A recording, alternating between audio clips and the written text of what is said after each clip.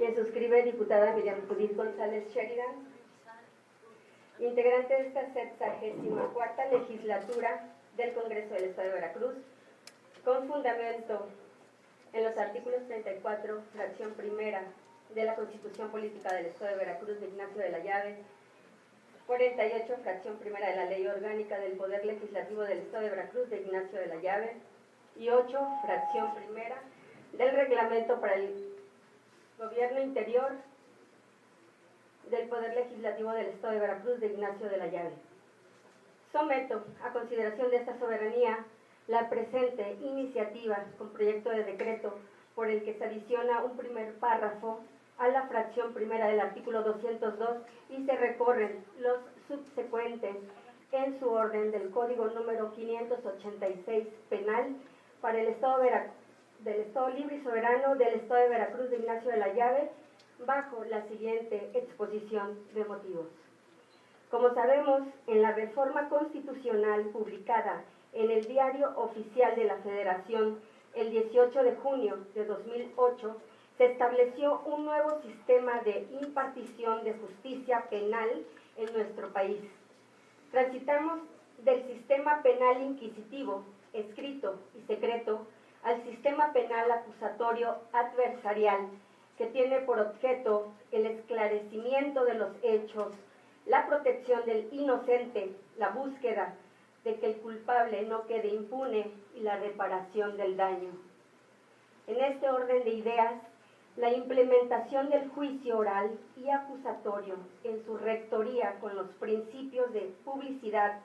contradicción, concentración, continuidad e inmediación ha permitido reforzar y cumplir las disposiciones jurídicas de las leyes sustantivas conforme a la implementación de las normas adjetivas que, en este caso, encuentran sustento en el Código Nacional de Procedimientos Penales, mismo que logró sustituir las disposiciones locales procedimentales penales que anteriormente tenía cada entidad federativa, dando un paso muy importante en la universalización procedimental que ha logrado homologarse con los mandatos en materia de derechos humanos derivados de la reforma constitucional de 2011. Sin embargo, como es de esperarse, al entender el derecho penal como ente cambiante en razón de las necesidades de la sociedad, es de suma importancia señalar que hay asignaturas pendientes por cubrir, como lo es el caso específico del robo famélico, mismo que en nuestra legislación local no tiene presencia expresa, pero sí reconocimiento tácito de argumentación en los tribunales. Ahora bien, el Código Penal del Estado de Veracruz, en su segundo libro, título séptimo, capítulo primero, establece el delito de robo. En dicho capítulo se enmarca su actualización y sanción en orden ascendente, considerando como pena mínima de todas las hipótesis de 3 meses a 5 años de prisión y multa de hasta 150 días de salario mínimo.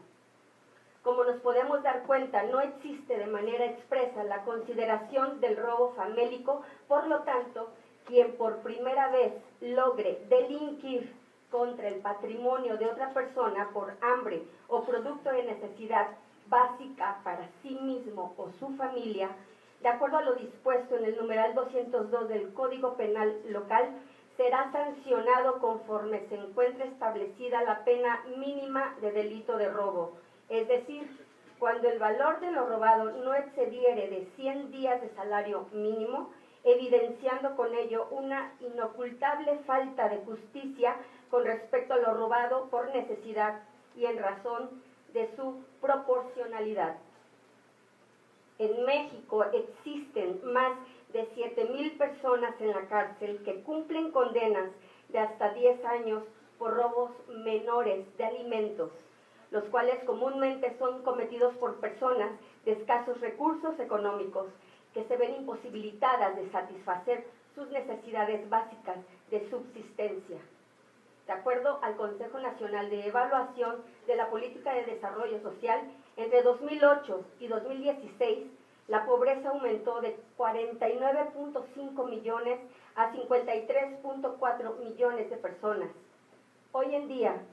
hay presos que hurtaron una leche, fruta, tortillas, quesos, salchichas y que se encuentran enfrentando procesos judiciales que pueden llegar a mantenerlos en prisión hasta por 10 años. En la mayoría de casos por delitos famélicos se encuentran mujeres, madres solteras, sin empleo y sin formación académica. Y por su parte, solo un 37% de los procesados son hombres. De igual forma, de acuerdo con la Comisión para el Desarrollo de los Pueblos Indígenas, del total de internos que actualmente son procesados por delitos famélicos, en todo el país al menos 84 son indígenas, mismos que por estado de indigencia tuvieron que recurrir al hurto para poder alimentarse, existiendo casos donde en un daño de 105 pesos se condena hasta con 6 meses de cárcel y multa de 4,000 pesos o una condena de 3 años y sanción de hasta 13,000 pesos por un robo de 133 pesos.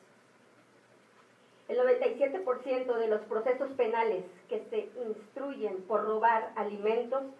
son acusados por alguna de las tiendas que pertenecen a la Asociación Mexicana de Tiendas Departamentales y de Autoservicio, una asociación que en la realidad mantiene una política inflexible que no permite otorgar el perdón legal contra los que sustraen alimentos de sus instalaciones y se aplican medidas sancionadoras no establecidas en la norma penal, como sucede en el caso de sometimiento forzado a pagar determinado número de veces el producto robado con la promesa de no dar parte a la autoridad judicial, lo cual recae en una evidente ilegalidad. Como es de esperarse, dentro de los centros penitenciarios no se cuenta con algún tipo de protección por tratarse únicamente de reos por delitos famélicos. Es decir, no se les separa del resto de la población carcelaria, lo cual además de generar sobrepoblación penitenciaria, hay una evidente exposición de futura comisión de delitos por estas personas en razón de sus necesidades. En nuestro país, el estado de Chihuahua es uno de los más avanzados en el sistema penitenciario. En esta entidad federativa, los reos que ingresan por el delito de robo de alimentos son tratados de distinta forma. Se les aleja de la población de alta peligrosidad o que han cometido delitos de mayor impacto social, precisamente para evitar que sean rebasados por los grupos delictivos. Ahora bien, entendiendo que la sanción establecida en el capítulo de robo del Código Penal del Estado de Veracruz de prisión y multa resultan medidas injustas en razón de la proporcionalidad y no gravedad que implica el robo de famélico, debido a la falta de solvencia económica de quien comete este delito menor en específico, así como el conocimiento que existen distintas modalidades de penas, como es el caso específico del trabajo en favor de la comunidad o de la víctima u ofendido del delito que tiene fundamento en los artículos 45 y 65 del mismo código y en homologación con lo dispuesto en la fracción tercera del artículo 187 del Código Nacional de Procedimientos Penales, que considera la aplicación de acuerdos reparatorios en los casos de delitos patrimoniales cometidos sin violencia sobre las personas. Resulta importante actualizar mediante la adición a nuestro Código Penal local el trabajo en favor de la comunidad como pena a quien cometa el delito de robo de famélico. El trabajo en favor de la comunidad es una modalidad de subsanar una falta o delito menor que haya cometido la persona detenida. Es una figura jurídica que permite dar la opción a quien cometa el delito de no solo verse limitado a una multa que por su naturaleza misma se imposibilita de cubrir y lo obliga a pasar en prisión por tiempos extensos en razón a lo cometido. Con dicha implementación de medida alterna punitiva, se garantizaría en mayor medida el objeto de no dejar impune al culpable y brindarle a su vez una alternativa que no violente sus derechos humanos. Por lo anteriormente expuesto y fundado, someto a consideración de esta soberanía la siguiente iniciativa con proyecto de decreto por el que se adiciona el primer párrafo de la fracción primera del artículo 202 y se recorren los subsecuentes en su orden del Código número 586 penal para el Estado libre y soberano del Estado de Veracruz, de Ignacio de la Llave. Diputada Presidenta, es cuanto. Muchas gracias. Gracias, diputada.